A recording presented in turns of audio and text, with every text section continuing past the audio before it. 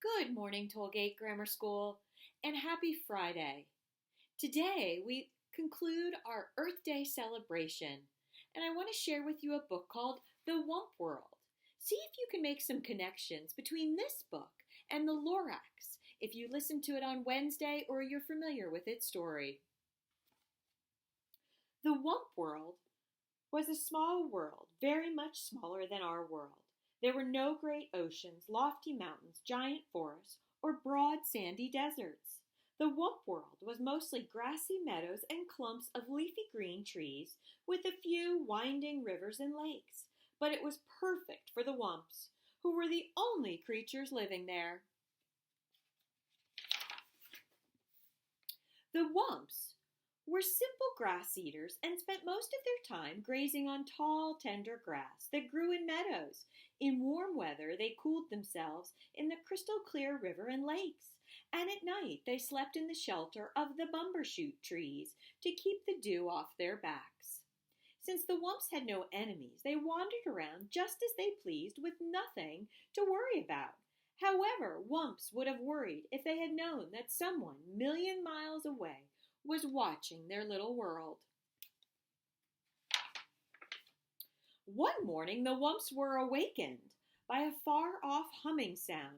It seemed to be coming from somewhere above, and as the humming grew into a heavy roar, the sleepy-eyed Wumps crept through the trees for a peek at the sky. Zooming straight for their Earth came a great flock of pot-bellied monsters with tails and fins spitting fire and shooting out streaks of black smoke. And the monsters swooped down to the land. Huge legs sprang from their bulging sides and gaping mouth. Doors flew open, and then ramps shot to the ground, and down the ramps came a horde of tiny creatures swarming out of the meadow.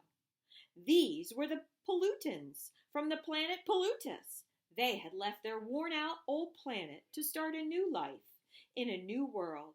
After such a long journey, the pollutants were overjoyed to find themselves on a solid ground once more. They were all prattling with excitement as they followed their leader, the topmost pollution and world chief, across the meadow. At the top of the hill, the chief stopped for a long look at the surrounding countryside. Finally, he said, "Looks good. We'll take it. Plant the flag, Sergeant, and let's get things going."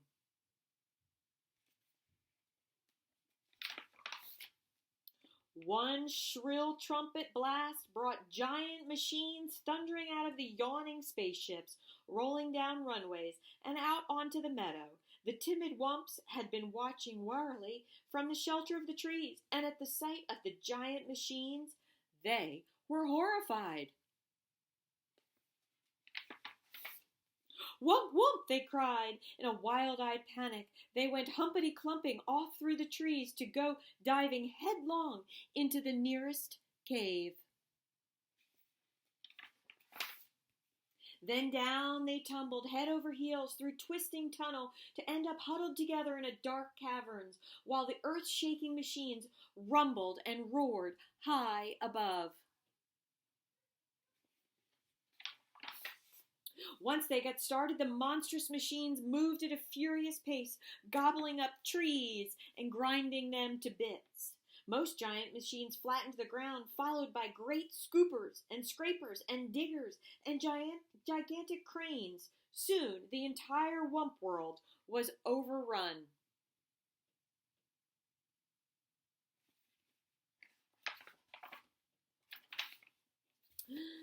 The busy little pollutants kept their mighty machines going full blast all day and night without let-up in a frenzy to improve their wonderful new world. Suddenly, great cities sprang up, huge factories, buildings with towering smokestacks, high-rise apartment buildings, tall office buildings, and above them all loomed the 100-story skyscrapers.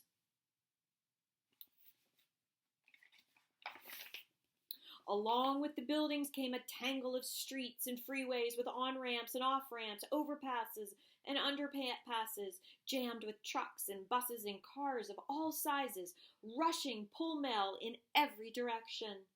It was one great turmoil of noise and confusion, and there was still more to come.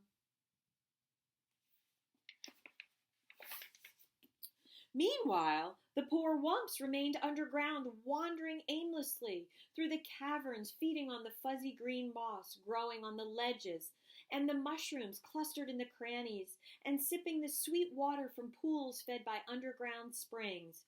But they were very unhappy.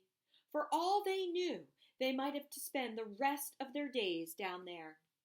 The Wumps didn't dare venture up to the surface, not even for a peek. They were much too frightened by the endless rumblings and roarings and loud screechings coming from above, and it was growing noisier by the day. There was more and more noise and more of everything. More buildings with more smokestacks puffing, more and more smokes. More freeways with more traffic shooting out, more and more clouds of exhaust. More trash and more trash piles with more and more waste gushing into the rivers and lakes. Pretty soon the cities were so clouded by the factory smoke and the fumes from the freeways that the pollutions could barely breathe. They went sneezing and wheezing about the streets, grouching and crumbling and blaming one another for the awful mess that they were in. One day, an angry crowd gathered outside the World Tower, demanding to see the World Chief. When the chief appeared on his balcony, all the pollutions began shouting at once, "We can't breathe the air! We can't drink the water! And we can't stand the noise! We've had enough! Achoo!" sneezed the chief. "I know just how you feel, and something will be done at once. I promise."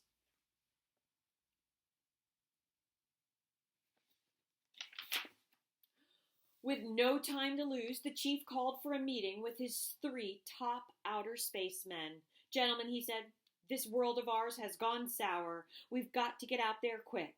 But first we must find a new world, a better one. That's your job, men. Set, go!" "Righto, Chief," barked the men, and within 15 minutes they were at the spaceport aboard their spaceships. Then zoosh, zoosh, zoosh, the men took off in 3 directions, and in seconds they were zooming out into outer space at 7,000 miles per hour. Days passed with no word from the outer spacemen. After waiting a week, the World Chief flew into a rage. "Blast it all," he said. "What's keeping those blithering bubble heads?" Then one Monday morning, out of the dark, smudgy sky, swooshed one of the spaceships. As the ship touched down, the man hopped out shouting, "I've done it! I've done it! I found a new world, a bigger and better world." "Nice going, lad," cried the World Chief, and the crowd gathered at the spaceship gave their hero one great rousing cheer, which ended a fit of sneezing.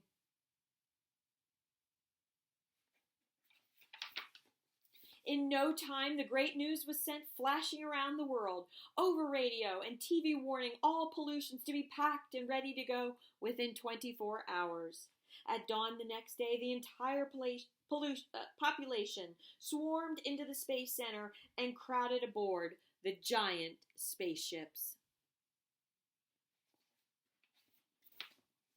After double-checking to make sure all the pollutions were accounted for, the World Chief gave the signal for blastoff. With a thunderous roar, the giant ships shot off the ground. Kazoom! Up, up, and away, through the smoke-blackened sky, and were gone. And, at long last, peace and quiet settled over Wump World. The sudden silence came as a shock to the Wumps. They could hardly believe their ears. Still, they wanted to take no chances, and so they remained in their caverns with ears cocked for the slightest sound. After a long, long silence, they decided it was time to go, and led by the biggest Wump. They crept out of the tunnel to the cave entrance to find it covered with a crust of cement. With one powerful push of his snout, the biggest Wump bumped through his way through. Then one by one, the Wumps waddled onto the freeway and gaped in a wide-eyed amazement. They had feared something awful was happening to their world, but this was much more than they could have imagined. They were staggered by the size of the huge buildings with walls and walls of windows looming up on every side, and the broad layers of hard, flat crust covering the earth, which felt strangely cold to their feet. There was no sign of any tree or tuft of grass. Even the sky was gone. And the Wumps wondered if there was anything left for them. At least they must find out.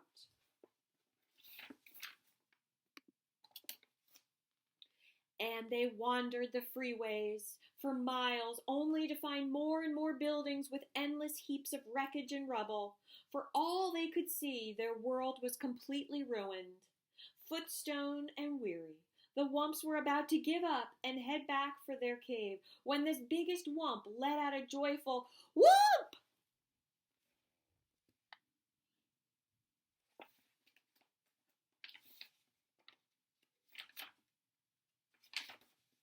Just ahead of them, on a grassy meadow with a clump of bamboo trees, all that was left of their lovely world, whooping for joy, the Wumps went bounding off the freeway out onto the meadow. Pretty soon, the hungry Wumps were munching away on the tall, tender grass.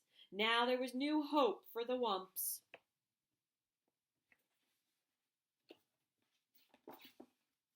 In the time, the murky skies would clear up, and the rains would wash the scum from the rivers and the lakes.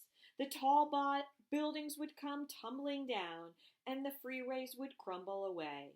And in the time, green growth would wind its way up through the rubble, but the Wump world would never quite be the same.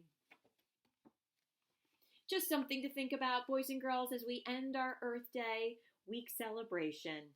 With something to think about. This is Mrs. Lennon. Make it a great day or not. The choice is yours.